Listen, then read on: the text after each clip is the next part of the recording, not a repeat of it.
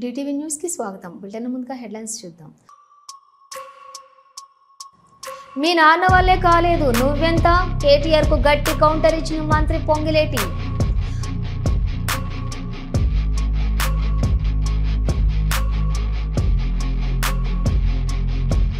తెలంగాణ సంస్కృతి సాంప్రదాయాలకు నెలవు బతుకమ్మ పండుగ. తెలంగాణ భవన్లో బతుకమ్మ పాటలు విడుదల. ఆడి పాడిన మహిళలు. నాపై తప్పుడు రాతలు రాస్తున్నారు, ఓ పత్రికపై కోమటిరెడ్డి రాజగోపాల్ ఆగ్రహం.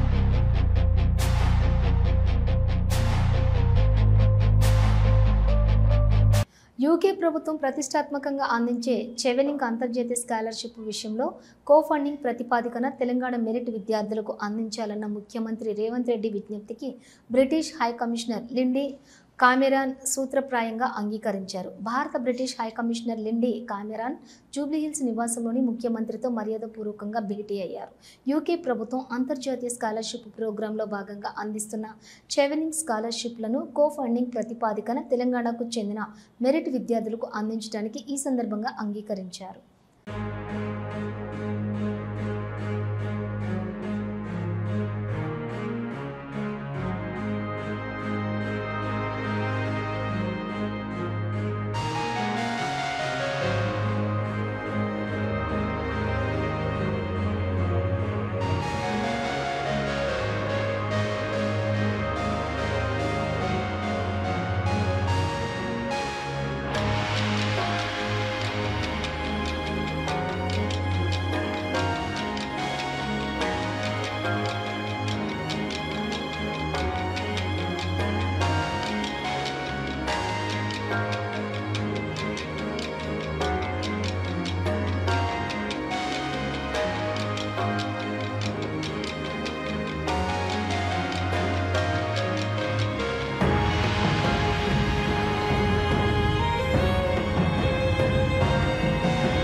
పాలేరులో నా గెలుపును ఆపడానికి మీ నాయన 3 సార్లు ముక్కు నేలకు రాసిండు. ఆయన వల్లే కాలేదు, నీ వల్ల అవుద్దా? బచ్చాగాడివి. 3.5 ఏళ్ల తర్వాత వచ్చే ఎన్నికల వరకు అసలు నువ్వు ఇండియాలో ఉంటావా, సంచి సర్దుకొని అమెరికాకు చెక్కుతావా అన్నది తెలంగాణ రాష్ట్ర ప్రజలు నిర్ణయించడానికి సిద్ధంగా ఉన్నారు. దమ్ముంటే రానున్న జూబ్లీహిల్స్ ఉప ఎన్నికల్లో మీ పార్టీ సత్తా చూపించండి. మీ నాయనే ముక్కు నేలకు రాసినా సాధించలేకపోయాడు. మీ నాయనే ఇదే పాలేరు నియోజకవర్గానికి వచ్చి 3 సార్లు ముక్కు నేలకు రాసినా ఏమీ చేయలేకపోయాడు. నువ్వంతా బచ్చాగాడు. ప్రజల తీర్పు ముందు, ప్రజల దీవెళ్ల ముందు అహంకార పూరితమైన మాటలు ఏదైతే ఉందో ప్రజలు 2 సార్లు బుద్ధి చెప్పారు. 3వసారి కూడా బుద్ధి చెప్పడానికి సిద్ధంగా ఉన్నారు. తర్వాత నా మీద నువ్వు నిలబడతావా, లేకుంటే నీ మీద బచ్చాగాన్ని పెట్టి మళ్ళీ ఈ పార్టీ గెలిపిస్తుందా? 3.5 సంవత్సరాల తర్వాత అసలు నిజంగా నువ్వు ఈ ఇండియాలో ఉంటావా, బ్యాగు సంచి సర్దుకొని విదేశాలకు చెక్కుతావా? ఇదంతా తెలంగాణ ప్రజలు నిర్ణయించడానికి సిద్ధంగా ఉన్నారు. అధికారుల నిర్లక్ష్యం, ప్రభుత్వ పర్యవేక్షణ లోపం వల్లనే ప్రజలకు అవస్థలు పడాల్సి వస్తుందని సనత్ నగర్ ఎమ్మెల్యే తలసాని శ్రీనివాస్ యాదవ్ ఆరోపించారు. రాత్రి కురిసిన వర్షం కారణంగా వరద ముంపుకు గురైన మినిస్టర్ రోడ్లోని గచ్చిబౌలి, నల్లగుట్ల ప్రాంతాలలో ఆయన పర్యటించి పరిస్థితిని పర్యవేక్షించారు. ఇళ్లలోకి నీరు చేరి రాత్రంతా జాగారం చేసిన బస్తీల ప్రజలు తమ అవస్థలు మాజీ మంత్రికి వెళ్లబోసుకున్నారు. వారికి ధైర్యం చెప్పిన తలసాని వారికి అన్ని విధాల అండగా ఉంటామని హామీ ఇచ్చారు. భారీ వర్షాల నేపథ్యంలో అవసరమైన జాగ్రత్తలు చేపట్టలేదని జిహెచ్ఎంసీ హైడ్రా అధికారులపై ఆగ్రహం వ్యక్తం చేశారు. ఏటా కోట్లాది రూపాయలు ఖర్చు చేస్తున్న నాలాల్లో ఎక్కడి చెత్త అక్కడే ఉండటం శోచనీయమన్నారు. మున్సిపల్ శాఖ తన వద్ద ఉన్న నేపథ్యంలో ముఖ్యమంత్రి ప్రత్యక్షంగా పర్యటించి నాలాల్లో పూడిక తొలగింపు విషయంలో సమీక్ష జరపాలని సూచించారు.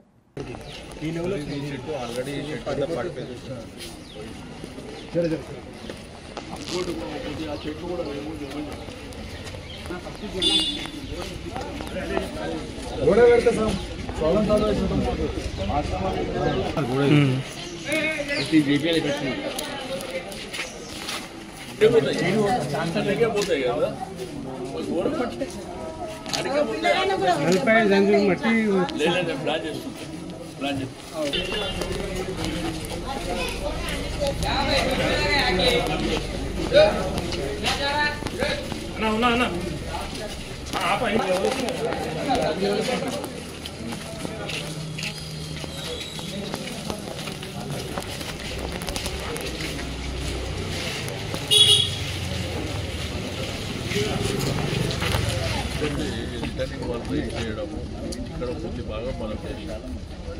లాస్ట్ టైం ఒక 1.5 crore మెయింటైన్ చేసిన వాళ్ళకి ఇది అయితే ఇప్పుడు మేజర్గా ఇది మెయిన్ పాయింట్ దగ్గర ముద్దరేసి ఇది మెయిన్ సెంటర్ కాబట్టి ఇక్కడ ముద్దరేసి మాత్రం కంపల్సరీ ఈ వైపు ఇక చివరి వరకు ప్లాన్ చేసుకోవాలి. ఇటు 2 సైడ్లు ఏంటంటే కింద అంతా డబ్బే ఆ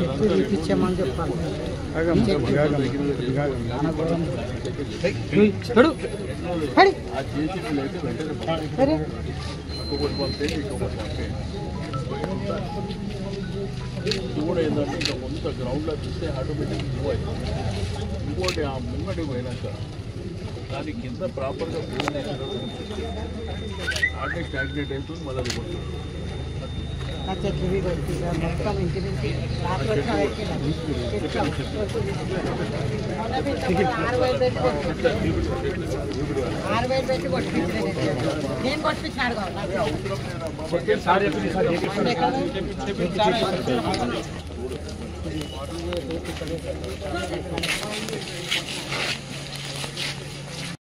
నల్లగుట్ట చూలమ్మ టెంపుల్ ఆ పరిసర ప్రాంతాల్లో నిన్న పడినటువంటి భారీ వర్షం, సరే కంటిన్యూగా వర్షం పడుతుంది కాబట్టి వర్షాన్ని ప్రకృతి మనం ఏం చేయలేము.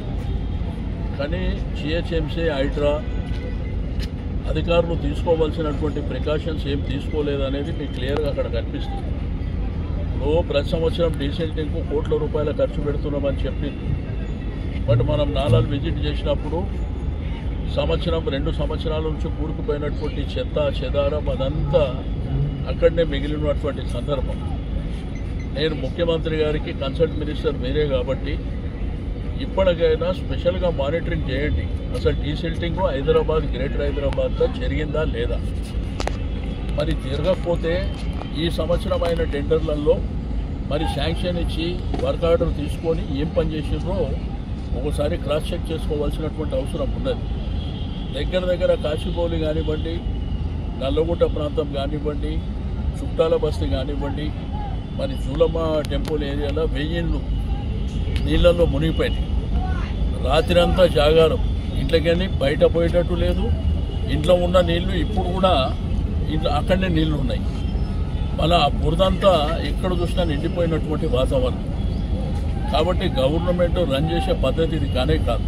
ప్రజా సమస్యలపై తక్షణమే స్పందించాలని పెద్దపల్లి జిల్లా కలెక్టర్ కోయ శ్రీహర్షపై పెద్దపల్లి ఎంపీ గడ్డం వంశీకృష్ణ ఆగ్రహం వ్యక్తం చేశారు. కలెక్టర్ వైఖరిపై అసహనం వ్యక్తం చేశారు.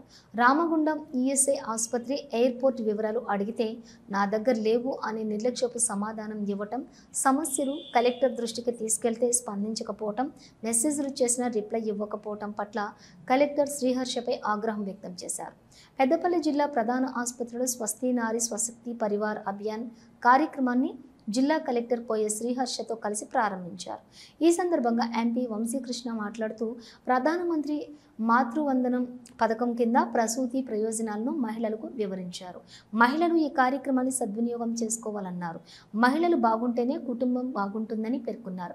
పెద్దపల్లి జిల్లా ప్రజలు, ఆసుపత్రి సిబ్బంది ఆసుపత్రికి అంబులెన్స్ అవసరం ఉందని ఎంపీని కోరారు. దీంతో తప్పకుండా ఎంపీ ల్యాడ్స్ నిధుల ద్వారా అంబులెన్స్ ఏర్పాటుకు కృషి చేస్తానని హామీ ఇచ్చారు. మాజీ ఎమ్మెల్యే మైనంపల్లి హనుమంతరావు మీడియాతో మాట్లాడారు. మనమంతా భారతీయులంతా ఎక్కడైనా జీవించవచ్చు. మార్వాడి హటావో నినాదానికి నేను వ్యతిరేకం.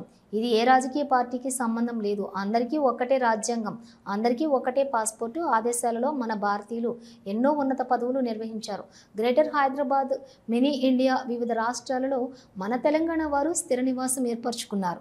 ఈ బీజం పెరిగి పెద్దదైతే మనమే నష్టపోతాము. అభివృద్ధి కుంటుపడుతుంది. కులాల వారీగా, మతాల వారీగా విడిపోతే నష్టపోయేది మనమే. నీవు నేను కలిస్తే మనం కలిస్తే జనం. ఎక్కడో జరిగిన పొరపాటు ఇక్కడ రుద్దడం సరికాదు. తప్పు చేసిన వారు శిక్షార్హులు. అందరూ కలిసి సమైక్యంగా కలిసి ఉందామని పిలుపునిచ్చారు. కానీ నేనేమనుకున్నానంటే ఐఎమ్ సిటిజన్ ఆఫ్ ఇండియా. నా మినిమం రెస్పాన్సిబిలిటీ నా వాయిస్ ఇవ్వాలని. ఎందుకంటే ఇది వరల్డ్ లోనే, ప్రపంచంలోనే అతిపెద్ద ప్రజాస్వామ్య దేశం, అతిపెద్ద democratic country. And we have only one constitution, at the same time one passport. am I right? ఇవన్నీ ఎందుకు చెప్తా ఉన్నానంటే ఇది ఎక్కడో పొరపాటు జరిగింది, జరగలేదని కాదు. పనిష్మెంట్ కానీ రూల్స్ కానీ అందరికి ఒకటే. అది రూల్ ప్రకారం ప్రభుత్వం యాక్షన్ తీసుకుంటుంది. మరి కొన్ని చిన్న చిన్న విషయాలన్నీ కూడా ప్రభుత్వమే సార్ట్ అవుట్ చేస్తుంది అనుకోవడం కూడా పొరపాటు. ఇవన్నీ కూడా మన చుట్టూ చిన్న చిన్న సమస్యలు ఉంటే మనమే సార్ట్ అవుట్ చేసుకోవాలి. ఎందుకంటే ప్రభుత్వానికి ఎన్నో పనులున్నాయి. ఇప్పుడు ఫ్లడ్స్ తో బాధపడతా ఉన్నారు, రైతన్నలందరూ కూడా ఫ్లడ్స్ తో బాధపడతా ఉన్నారు. ఈ సమయంలో దీన్ని సబ్సైడ్ చేయాలనే ఉద్దేశం నాది. ఎందుకంటే మనకు వేరే పనులున్నాయి. ఏదైతే ముఖ్యంగా యూకేలో 19 నుంచి 4 సంవత్సరాల పాటు రిషి సునక్ గారు ప్రైమ్ మినిస్టర్ గా చేశారు. Is Indian, for your kind information. At the same time United States of అమెరికాలో మొన్నటి వరకు former vice president of United States of America Kamala Harris, she's Indian. Her mother is Tamilian, father is African American. ఇవన్నీ కూడా గమనించాలా. ఎందుకంటే తనపై మీడియాలో, social మీడియాలో వచ్చే తప్పుడు వార్తలను, పుకార్లను ఎమ్మెల్యే రాజగోపాల్ రెడ్డి తీవ్రంగా ఖండించారు. కొన్ని ఛానల్లో, సోషల్ మీడియాలో నా వ్యక్తిగత ప్రతిష్టతను దెబ్బతినే విధంగా తప్పుడు వార్తలు వస్తున్నాయి. ఈ మధ్యకాలంలో ఆంధ్రజ్యోతి పేపర్ని తలపించేలా ఆంధ్రజ్యోతి అనే పేరుతో ప్రింట్ చేసి కాళేశ్వరం ప్రాజెక్టులో అవినీతి లేదన్న రాజగోపాల్ రెడ్డి అనే శీర్షికను నేను అనని మాటలు అన్నట్లుగా ప్రచురిస్తున్నారు. కాళేశ్వరం ప్రాజెక్టు అవినీతి గురించి మొట్టమొదటి అసెంబ్లీలో ప్రస్తావించిందే నేను. నాకు మంత్రి పదవి రానందుకు రేవంత్ రెడ్డి పైన, ప్రభుత్వం పైన నేను అనని మాటలను అన్నట్టు తప్పుడు కథనాలను సృష్టించి అబద్ధాలను ప్రచారం చేస్తున్నారని అన్నారు. లేనిపోనిగా మీరు పదవికి రాజీనామా చేస్తున్నా అని చెప్పి ఎమ్మెల్యే పదవికి పార్టీ మారుతున్నట్టు, ఇంకో దగ్గరనైతే చూసిన కథనము కొత్త పార్టీ పెడుతున్నట్టు, ఇవన్నీ దయచేసి తెలంగాణ ప్రజలందరూ కూడా, కొందరు గిట్టని వ్యక్తులు మా ప్రతిష్ట దెబ్బతీస్తేందుకు సోషల్ మీడియాలో కానీ బయట కానీ నా గురించి అవాస్తవాలు ట్రోల్ చేస్తారు. కాబట్టి దయచేసి నమ్మొద్దు. నేను ఒక శాసనసభ్యునిగా కాంగ్రెస్ పార్టీ శ్రేయస్సు దృష్ట్యా కాంగ్రెస్ పార్టీని బలోపేతం చేసేందుకు కొన్ని సందర్భాల్లో ప్రభుత్వ నిర్ణయాలని ఈ విధంగా చేస్తే బాగుంటది అని పలు వేదికల్లో చెప్పడం జరిగింది తప్పితే అంతరంగిక సమావేశాల్లో కూడా చెప్తున్నాను. బయట కూడా కొన్ని సందర్భాల్లో భూ నిర్వాసితుల విషయంలో అన్యాయం చేయొద్దు. మన ప్రభుత్వం భూ నిర్వాసితుల గురించి, వాళ్ళకిచ్చే పరిహారం గురించి ఒకసారి ఆలోచన చేసి మానవతా దృక్పథంతో RRR మనం కంపల్సరీ చెయ్యాలి. కానీ అలైన్మెంట్ విషయంలో అనుమానాలు ఉన్నాయి, కొందరు అనుకూలంగా మార్చుకున్నట్టు. రెండోది, భూ నిర్వాసితులకు పరిహారం విషయంలో కూడా వాళ్ళ ఆందోళన చెందుతారు. కాబట్టి ఆ పేద భూ రైతుల్ని, భూమి ఉన్న పేద రైతుల్ని కంపెన్సేట్ కరెక్ట్గా 100% కంపెన్సేషన్ చేయాలని చెప్పి నా అభిప్రాయం. సో ఈ విధంగా చాలా రకాల దుష్ప్రచారాలు వస్తున్నాయి, నమ్మొద్దు. ఈ రోజు కూడా మేము మా నియోజకవర్గ నాయకులందరూ కూడా, నేను ఒక ప్రైవేట్ ప్రోగ్రాంలో గుంటూరు పోతున్నాం. నా స్నేహితుడు మాజీ పార్లమెంట్ సభ్యుడు మోదుగుల వేణుగోపాల్ రెడ్డి ఒక ప్రైవేట్ కార్యక్రమంలో పిలిచిన చీఫ్ గెస్ట్గా పిలిస్తే పోతుంటే నాతో పాటు మా నాయకులు, మా మునుగోడు నియోజకవర్గ నాయకులు, కార్యకర్తలు కొందరు కూడా వస్తామని చెప్తే నాతో పాటు వస్తుండ్రు. అదేవిధంగా విజయవాడలో కనకదుర్గమ్మ టెంపుల్లో దర్శనం చేసుకుని, అమ్మవారి దర్శనం చేసుకున్నాం రేపు ఉదయం అని. దాన్ని నేను వైఎస్ జగన్మోహన్ రెడ్డి కలుసుకుని పోతున్నా అని చెప్పి దుష్ప్రచారం చేస్తున్నాను. రాజగోపాల్ రెడ్డి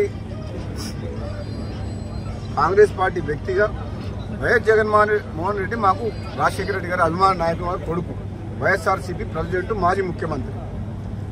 మేము పోయేది ఒక ప్రోగ్రాం మీద, మేము గుంటూరు అనగానే దానికి దీనికి లింక్ పెట్టిండ్రు.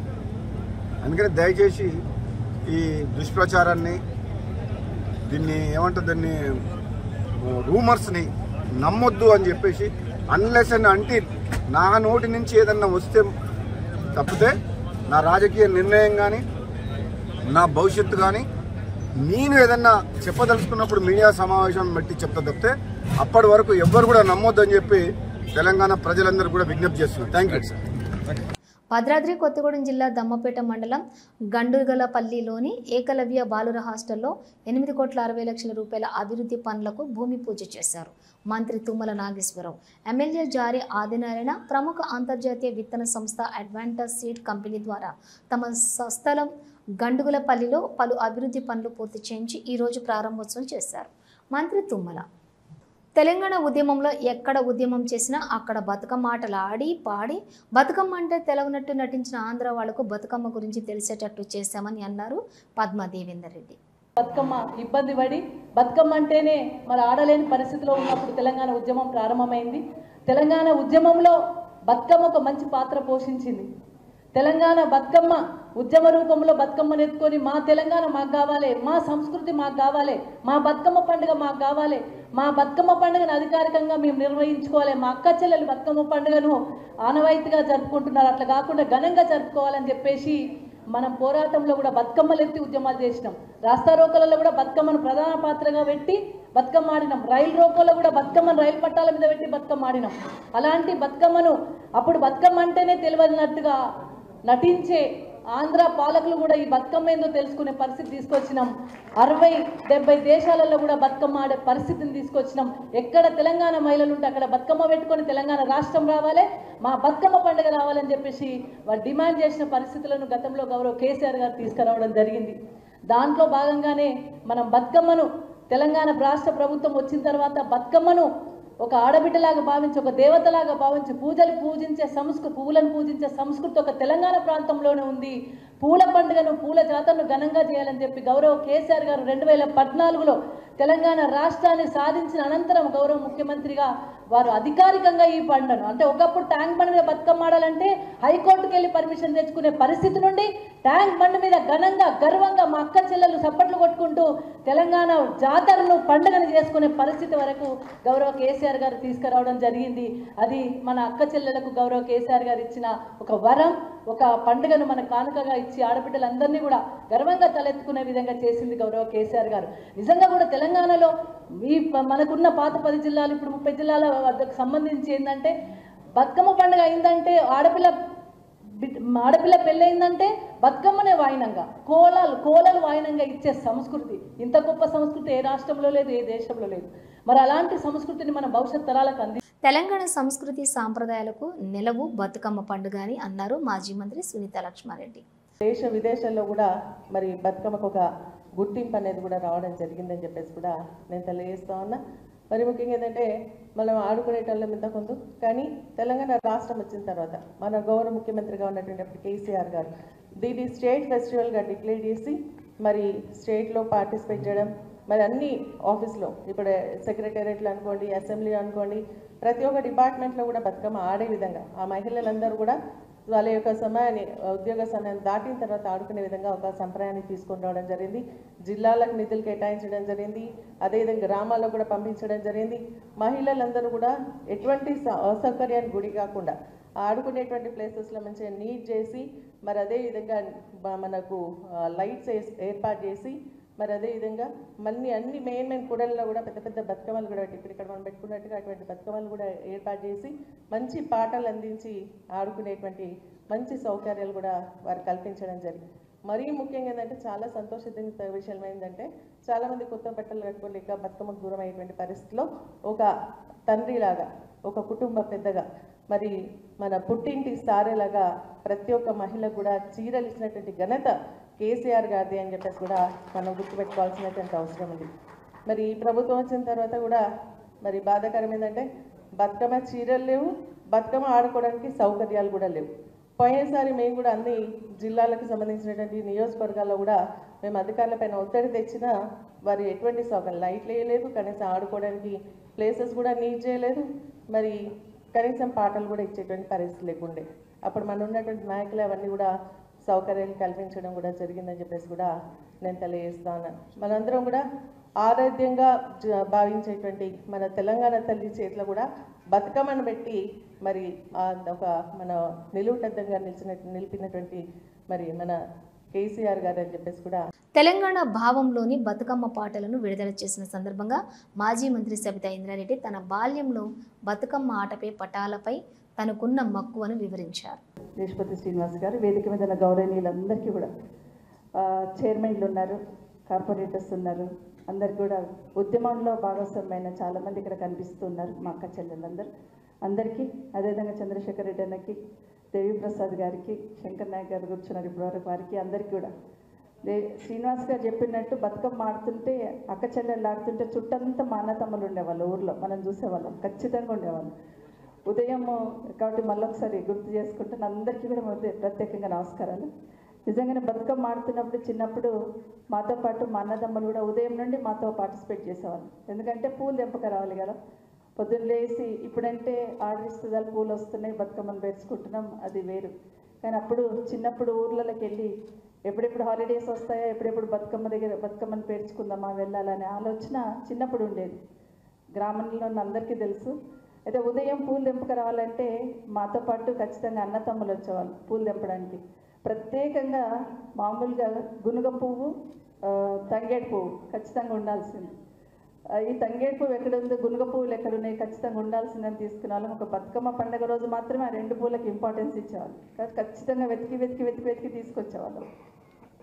సో సాయంత్రం పేర్చిన తర్వాత బతుకమ్మ ఆడినంతసేపు మా అన్నదమ్ములందరూ నిల్చొని ఉండే వాళ్ళందరూ కూడా బతుకమ్మ ఆడిన తర్వాత మనకు ఆడబిడ్డల కష్టం కావద్దని వాళ్ళే మోసుకొని పోయేవాళ్ళు. పెద్ద పెద్ద బతుకమ్మలు ఆడితే వాళ్ళే మోసుకొని చెరువుల దగ్గరికి వెళ్ళి నిమజ్జనం చేసేంత వరకు ఉండి వచ్చేవాళ్ళు. నిజంగా ఆ మెమరీస్ తెలంగాణ సంస్కృతిలో భాగమైన బతుకమ్మ పండుగని ఉద్యమ కాలంలో తెలంగాణ ఉద్యమం నడుస్తున్నప్పుడు సరే ఉద్యమంలో బతుకమ్మను కూడా భాగం చేసి ఎక్కడ పోయినా కూడా బతుకమ్మను తీసుకొని వచ్చేవాళ్ళు, బోనాలను తీసుకొని వచ్చేవాళ్ళు. కానీ తెలంగాణ రాకముందు ఎట్లుండేది, మనకు తెలంగాణ వర్డ్స్ అంటే మన భాషను మన యాసను కూడా తక్కువ చేసి చూసేవాళ్ళు, తెలంగాణ ప్రాంతాన్ని తక్కువ చేసి చూసేవాళ్ళు. పూలను పెట్టి ఏంటి ఆడతారు వీళ్ళని ఎగతాళి చేసిన సందర్భాలు కూడా ఉన్నాయి. అట్లాంటిది ఉద్యమంతో పాటు ఈ బతుకమ్మ పండుగని అదేవిధంగా బోనాల పండుగని కూడా విస్తృతంగా ప్రచారంలోకి తీసుకొచ్చి నిజంగా చాలా గొప్పగా మన సంస్కృతిని చాటి చెప్పిన ఘనత ఖచ్చితంగా కేసీఆర్ గారికే దక్కుతుంది. నిజంగానే ఉమా గారు చెప్పినట్టు అరెస్ట్ చేసినప్పుడు బతుకమ్మను కూడా తీసుకొని పోయేవాళ్ళు పోలీస్ స్టేషన్కి తీసుకెళ్ళి, సరే తీసుకెళ్లారు అక్కడ ఉన్నారు కదా అని అనుకుంటున్న సందర్భంలో స్టేషన్లోనే పెట్టి ఆడేవాళ్ళు బతుకమ్మను కూడా. ఇక ఏమనేవాళ్ళం కాదు, బతుకమ్మను ఆడుతున్నప్పుడు బతుకమ్మను ఆడనిచ్చే వాళ్ళకోసేపు. అంటే అంత గొప్పగా ఉద్యమంతో పాటు ఈ మన సంస్కృతి కూడా. ఏఐజీ ఆసుపత్రి నుంచి డిశ్చార్జ్ అయిన కాంగ్రెస్ నేత మధుయాష్కి గౌడ్ ఇటీవల సెక్రటరియేట్లో అస్వస్థతకు గురైన మధుయాష్కి గౌడ్ హుటాహుటిన ఏఐజీకి తరలింపు, 2 రోజుల పాటు చికిత్స అనంతరం డిశ్చార్జ్ అయ్యారు.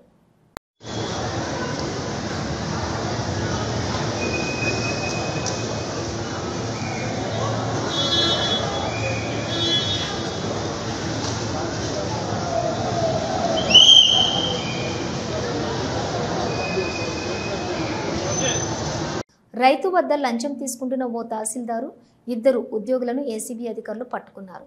ఖమ్మం జిల్లా తల్లాడ తహసీల్దార్ వంకాయల సురేష్ ఒక రైతుకు సంబంధించిన 10 కుంటల భూమి రిజిస్ట్రేషన్ చేయడానికి 10,000 రూపాయలు డిమాండ్ చేశారు.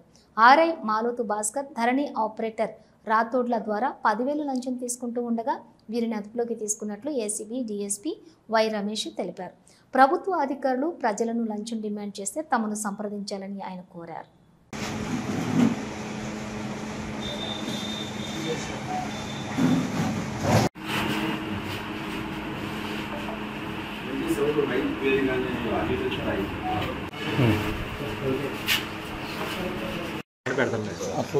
ప్రేమలో పడతాను ఫోన్లు మళ్ళీ అన్నీ సైలెంట్ పెట్టుకున్నారు అందరూ. గుడ్ ఈవినింగ్ అండి, నా పేరు Y Ramesh, DSP ACB Khammam అండి, భద్రాద్రి కొత్తగూడెం. ఈరోజు మనం తల్లాడ తహసీల్దార్ ఆఫీస్లో ఉన్నాం.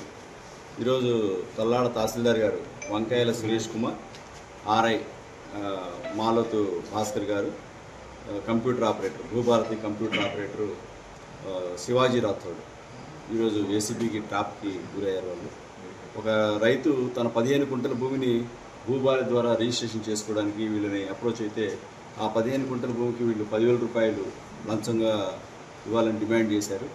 డిమాండ్ చేసిన తర్వాత యాక్చువల్గా మొదట 12,000 రూపాయలు డిమాండ్ చేశారు ఒక 15 కుంటల భూమికి సంబంధించి. రైతు అతనికి ఇవ్వడం ఇష్టం లేక మమ్మల్ని అప్రోచ్ అయ్యారు.